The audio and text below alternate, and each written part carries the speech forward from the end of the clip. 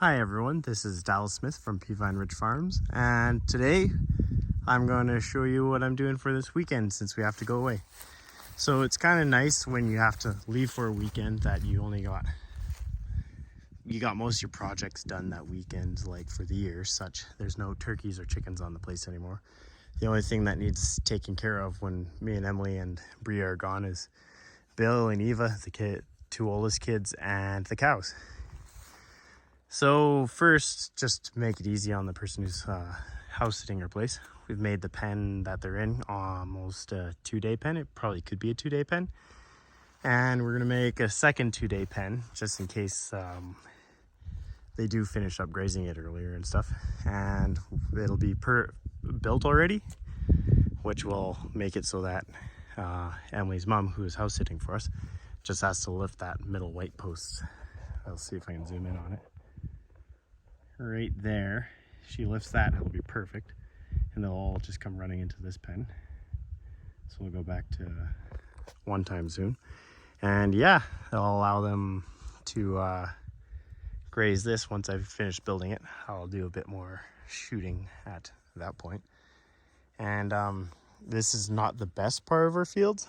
That's why they're a little bigger for 2-day pens than usual. As you can see, nothing's really grown back as fast as it should be. The alfalfa is pretty small and stuff. Like back before this pen, on that other side there, just because the right mix of like 30% shade and everything, the alfalfa was over knee high and it was actually cut about the same time as this. So yeah, we'll make a 2-day pen here, and Emily's mom can move them into there. They'll stay in that 2-day pen because 3 of them have to be dry penned before processing, which will happen Sunday. So it'll be a busy weekend that way too, because we're supposed to be back Saturday and we're leaving tomorrow, which is Thursday. So that'll make it. And we also got all the hay bales cleared off, just so that there's no hay for Emily's mom and possibly Emily's brother to try and clear off. It's just lift the fence and move the cows and keep them watered. That's all they have to do. I kind of wish the watering was a little easier for them. That's why I'd like to get a bunyip pump and put it in the stream over there and have a big water storage tank up on the hill. And that'll make it so that we have water for most of the year, because that creek runs right into July usually. So just maintain that storage tank full with the pump, the passive pump. And it's kind of like a ram pump, but it's a little bit more efficient and can pump water a bit higher and stuff. And who knows, maybe if it's really good and it's got like an overflow place, maybe I'll put micro hydro on the tank and stuff. We do have a water license on the creek, so that'll allow for us to have the pump in it.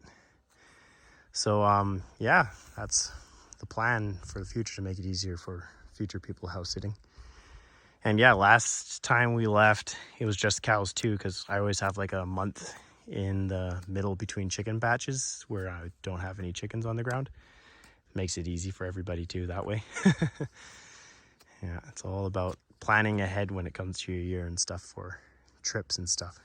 Because yeah, the cows are pretty simple. You just got to make sure they're on grass and keep eating. And it's okay, like say that you're used to moving the cows like twice a day. It's okay to just make a bigger pen if you have, like, you got to be flexible if you're grazing so it incorporates your life. So you just make a bigger pen so you can leave them in it for a couple days, or if you make a couple bigger pens. It's nice when the cows are closer to the house. That way we have more fencing material and we can make like 3 or 4 pens in case we want whoever's farm sitting for us to move them, like say twice a day. But since they're way out here, we got to make just a couple big pens and that'll do. And since we'd have to dry pen 3 steers anyways, it all works out this way.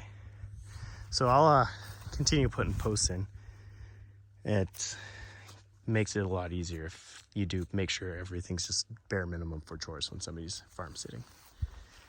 I got one more post here, and then I'll just draw out the line, and then I'll put posts along the line. So I'll show you the finished product. Another thing I just thought of, when you're trying to get somebody to farm sit and they don't actually want to take money, they just want to help you out, is that you can always offer them, like, if they're hunters, just say you can come and hunt the place if you want, or if they just give them a gift, like a turkey or something. That's always very popular for anybody who you give them to, unless they raise their own turkeys. Then their freezers are usually full, as with my experience. But I got most of my turkeys sold. But yeah, just gifts actually work as a good form of payment when it comes to farm sitting. Some people just think it's better than money, so I kind of do too. All right, I'll sign off with yeah, basically what helps with your grazing and stuff when it comes to leaving your property for a bit is, yeah, have everything set up. So I got the second pen built here. Always have somebody who's familiar, like, slightly familiar with the equipment you have on the place, especially if you have to do watering with a tractor. And make sure you got a good fencer. Good fencers keep your cows from ever being pushy with the fence, so they don't ever have to worry about them leaving the place. And the livestock guardian dog makes it so they don't have to worry about predators or anything. But yeah, like 36 joules, it does the job. These girls never pester the fence. As you can see, this guy's starting to look really good now. Yeah, you're probably 9 months old. Perfect. Well, thanks for watching, everybody. This was just some thoughts on leaving your place for a weekend with somebody else to look after it, and some helpful tips. And thanks for watching. Bye.